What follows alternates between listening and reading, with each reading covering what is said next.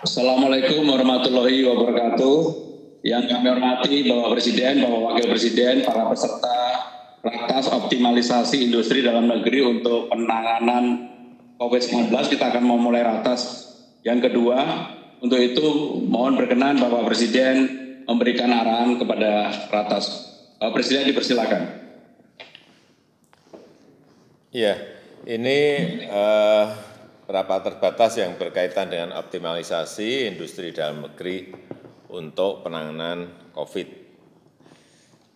Kita tahu sekarang ini ada 213 negara yang terkena pandemi dan semua negara merebutkan untuk memperoleh alat kesehatan yang dibutuhkan untuk penanganan COVID.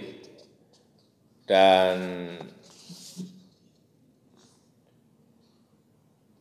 untuk itu, kita harus melihat kembali seluruh potensi sumber daya yang kita miliki di negara kita, terutama industri dalam negeri kita dalam memproduksi alat-alat kesehatan yang dibutuhkan dalam penanganan COVID.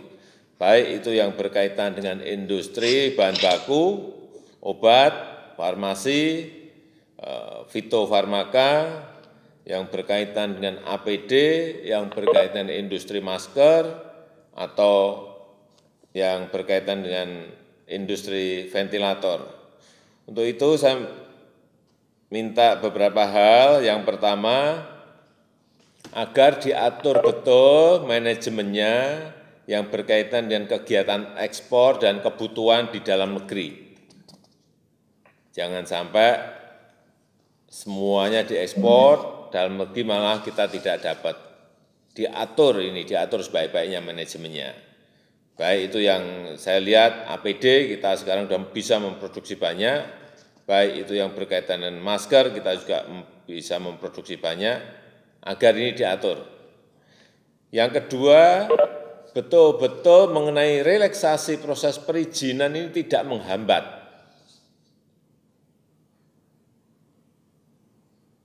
Semua kementerian, urusan ini jangan sampai ada yang menghambat proses perizinannya. Baik urusan APD yang masih butuh standar ini ya,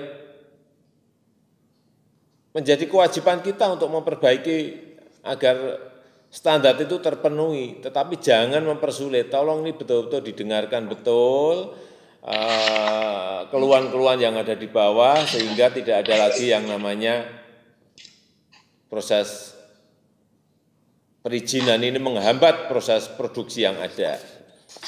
Kemudian yang ketiga juga yang berkaitan dengan ketersediaan bahan baku. Tadi saya senang beberapa bahan baku tadi sudah bisa dipenuhi di dalam negeri.